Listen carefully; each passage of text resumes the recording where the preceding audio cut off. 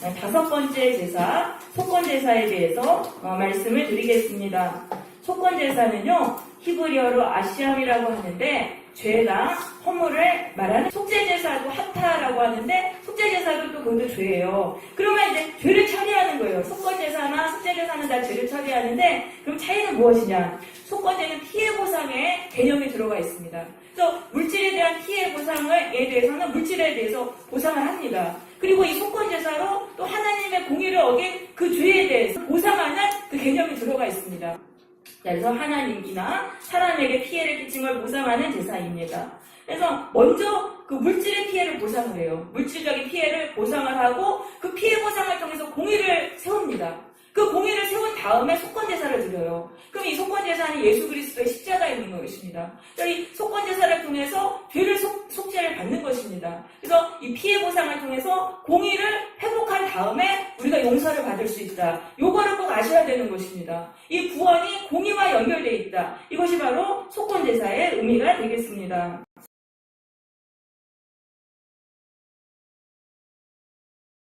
5장 15절에 누구든지 여호와의 성물에 대해서 부지 중에 범죄했을 땐 속건제사를 드려라. 여호와의 성물이라는 건 하나님의 것입니다. 11조나 짐승의 첫 새끼나 그 농작물의 첫 수확물은 하나님의 것입니다. 하나님께 바쳐야 되는데 부지 중에 범죄했다는 거는 고의적으로 안 바친 게 아니고 어떻게 하다 보니까 이거 바치지 못한 거예요. 실수로 바치지 못했을 때, 근데 그럴 때 속건제사를 드려라. 왜냐면 하나님의 것을 하나님께 드려야 돼요. 그걸 인간이 쓰면 그게 죄가 되고, 그러니까 하나님께서는 속건제사를 드려가지고 이 죄에 대한 저주를 피하게 하신 것입니다. 그렇게 해서 이제 그 흠없는 수량을 가지고 속건제사를 드립니다. 그런데 16절에 보니까 성물에 대한 잘못을 먼저 보상해야 돼요. 하나님께 드려야 될 그 성물에 대해서 그 값을 드려야 되는 거예요. 그걸 드리면서 5분의 1을 더해서 제사장에게 줍니다. 그럼 이 5분의 1은 뭐냐 하면은 하나님의 것을 내가 인간이 썼잖아요. 그 사용에 대한 사용료를 더해서 드리는 것입니다. 그러니까 하나님께 마땅한 보상을, 피해 보상을 먼저 하는 것입니다. 그리고 물질의 보상을 먼저 하고 그 다음에 제사장이 속건제의 수장으로 그를 위해서 속죄해요. 그럼 소장이 이제 그 소장에게 안수를 해요. 수장에게 안수해서 그 죄 없는 그 수장에게 내 죄를 전가해가지고 다 뒤집어 씌운 다음에 그 양을 죽여요. 그럼 그 양이 대신 죄 없이 죽었잖아요. 그럼 그것을 통해가지고 하나님께 그 죄에 대한 피해 보상을 또 하게 되는 것입니다. 그러니까 이 물질의 그 피해 보상은 실제적으로 갚아야 되는 거예요. 근데 내가 사용한 양까지 더해서 갚아야 되는 것이고, 그 다음에 내가 지은 죄가 있잖아요. 하나님께 쓱한 죄는 하나님의 공의를 침해한 죄입니다. 이 죄라는 거는 하나님의 공의를 침해한 거예요. 하나님께 우리가 피해를 끼친 거예요. 그러면 그거는 물질의 피해가 아니라 하더라도 하나님께 피해를 끼친 걸 보상해야 되는데 속건제사를 통해서 보상할 수 있어요. 그러면은 죄짓기 이전으로 다시 돌아가요. 죄 없는 짐승이 나를 대신해서 희생당했잖아요. 그걸로 인해가지고 다시 죄짓기 이전으로 돌아가서 저주가 떠나고 구원을 받게 되는 것이죠. 그래서 바로 이것이 예수 그리스도의 십자가라는 말씀입니다. 예수님이 아무 죄 없이 십자가에서 우리를 위해서 인간의 죄를 다 뒤집어 쓰시고 희생당하셨잖아요. 그러면 우리가 속건제사를 드린다는 거는 예수님의 십자가를 바라보면서 내 죄를 씻어내는 거예요. 하나님, 내가 이러이러한 죄를 지었습니다. 그렇게 하면서 예수님의 보혈로 나의 죄를 씻어주시옵소서 이렇게 기도하는 게 속건제사를 드리는 거예요. 그렇게 속건제사를 드리면 그 죄가 예수님의 십자가의 보혈이 내 죄를 씻어내요. 그래서 그 죄짓기 이전으로 돌아가는 거예요. 그럼 그 죄짓기 이전에는요, 하나님의 공의가 무너지기 전이에요. 그때로 돌아가면은 거기서 이 무너진 공의가 회복되면서 우리에게 구원이 임하게 되는 것입니다. 그러니까 이걸 아셔야 돼요. 죄는 뭐냐면 하나님의 공의를 무너뜨리는 거예요. 하나님의 공의를 계속 무너뜨리면은 우리의 삶에 하나님의 공의가 무너져요. 그러니까 우리의 삶에서 어그러지는 거예요. 질서가 무너지고 어그러지고 이게 막 이상하게 돌아가요. 이게 사탄의 지배 속으로 들어가는데 이게 바로 에덴 동산이 파괴되는 것입니다. 그런데 예수 그리스도의 그 십자가의 보혈이 속건제사잖아요. 예수님의 십자가를 바라보면서 내가 지은 죄를 회개하면은 그게 하나님께 피해 보상을 하게 되면서 죄짓기 이전으로 돌아가는 거예요. 그때는 하나님의 공의가 다시 세워지는 거예요. 그래서 이 공의가 계속해서 세워지면 그게 바로 구원이라는 것이죠. 그렇게 되면 우리가 타락하기 이전에 에덴 동산의 그 복을 누리는 그게 되는 것입니다. 그건 좀 뒤에서 좀 설명을 드릴게요. 자, 그래서 17절에 보시면은 누구든지 여호와의 계명 중에 하나를 부지 중에 범하여도 허물이라. 이거는 이제 물질의 피해는 아니죠. 하나님께 물질의 피해를 끼친 건 아니고 어떤 하나님의 말씀을 내가 어겼어요. 그럼 그것도 하나님의 공의를 침해한 거잖아요. 그러니까 이 흠없는 수량으로 이제 속건제사를 드리면은 그게 그 하나님의 공의를 침해한 그 죄값을 얘가 갚는 거예요. 얘가 그거를 그렇게 갚아서 피해 보상이 되면서 우리가 그 죄를 용서를 받는다는 말씀입니다. 자, 그다음 6장부터는 그러면 이웃에게 끼친 그 피해에 대해서 말씀하고 있어요. 6장 2절에 보시면 누구든지 여호와께 신실하지 못하여 범죄했다라고 말하고 있어요. 그럼 이웃에게 행한 범죄는 하나님께 신실하지 못해서 짓는 범죄예요. 그러니까 사람에게 짓는 범죄는 사람에게도 죄를 짓고 하나님께도 죄를 짓는 거예요. 그래서 이 양쪽으로 이걸 다 처리를 해야 되는 거예요. 그러니까 내가 끼친 피해에 대해서 그 보상을 한 다음에 그 다음에 속죄를 받는 것이죠. 그래서 근데 이제 그럼 어떤 죄를 지었냐면은 이웃이 맡긴 물건에 대해서 속죄했다. 그럼 그 당시에는 은행이 없잖아요. 그럼 멀리 여행을 가면은 이웃에게 기증품을 맡겨요. 근데 이거를 이제 뭐 기증품을 받았는데 이걸 허구하고 막 바꿔치기 한 거예요. 이런 식으로 하는 거. 전달물도 이제 그 뭐 담보로 물건을 잡았는데 그걸 또 바꿔치기를 해요. 이런 식으로 죄를 짓거나 그다음에 남의 잃은 물건을 주셨어요. 그럼 반드시 돌려줘야 돼요. 근데 이거를 내 것인 것처럼 막 이제 내 거라고 막 이제 거짓말 하는 거예요. 부인하고 내가 주셨는데 그거 원래 내 거예요 막 이러면서 여호와의 이름으로 거짓 맹세하면은 이런 경우는 이제 죄가 되는 겁니다. 죄가 된다는 거는 그 죄에 대한 저주가 온다는 것입니다. 그래서 얘를 처리를 해야 되는 거예요. 그래서 그럼 어떻게 처리하냐면 먼저 돌려줘야 되는 거예요. 이웃의 것을 먼저 돌려주는데 5절에 보세요. 5분의 1을 더해서 돌려보내려는 거예요. 왜냐하면 그 이웃의 것을 내가 사용했잖아요. 그 기간 동안 그 사용료를 5분의 1을 더해서 돌려줘야 되는 겁니다. 그래서 그냥 물건만 돌려주면 이웃이 용서하지 않아요. 기분이 나쁜 거예요. 저 사람이 내 거 그렇게 쓱하고 거짓말하고 그랬는데 그냥 물건만 돌려주고 땡이 아닌 거예요. 그러니까 5분의 1을 더해서 돌려주면 그때 저 사람이 나한테 정말 용서를 구하는구나 이거를 또 깨닫고 그 사람을 용서하고 관계회복이 일어나요. 그러니까 우리가 이웃과 관계가 틀어지잖아요. 누구한테 피해를 끼쳐서 틀어지면은 그 저주를 받아요. 우리가 이 사람한테 안 받는데 다른 쪽을 통해서 받아요. 그러니까 인간 관계를 굉장히 잘해야 되는 거예요.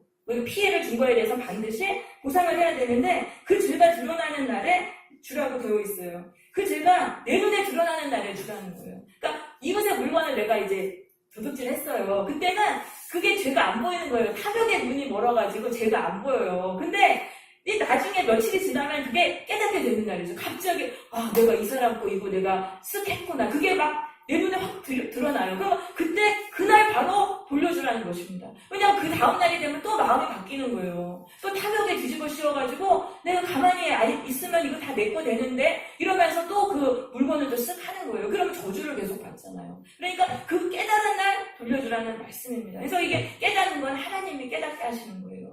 왜냐하면 우리가 그 이웃에게 죄 짓고도 막 그냥 깨닫지 못하고 그렇게 살면은 저주를 계속 받잖아요. 그러니까 하나님이 깨닫게 하시는 거예요. 너 그 사람에게 갚아라. 또 물질의 피해를 끼친 거는 거기에다가 마땅하게 플러스 얼마 해가지고 갚아줘야 되고 또 마음에 상처를 끼친 게 있어요. 그럼 그런 거에 대해서도 우리가 용서를 물질로 얼마든지 그 사람의 마음 풀어줄 수 있어요. 선물을 하는 거예요. 선물을 해서 내가 잘못했다고 이렇게 해서 선물을 주고 그렇게 해서 관계 회복을 이렇게 먼저 해야 되는 거예요. 먼저 하는데 그리고 나서 그 다음에 속건제사를 드리는 거예요. 양으로. 이건 하나님께 용서를 받는 거죠. 그러니까 이웃에게 피해 보상을 먼저 해야 되는 거예요. 먼저 하고 그 공의를 이룬 다음에 그 다음에 예수의 보혈로 죄를 용서를 받아야 된다는 말씀입니다. 그게 없이 피해 보상 없이 예수님이 내 죄 용서해 주셔서 그건 아니라는 거예요. 그래서 예수님이 뭐라고 말씀하셨냐면은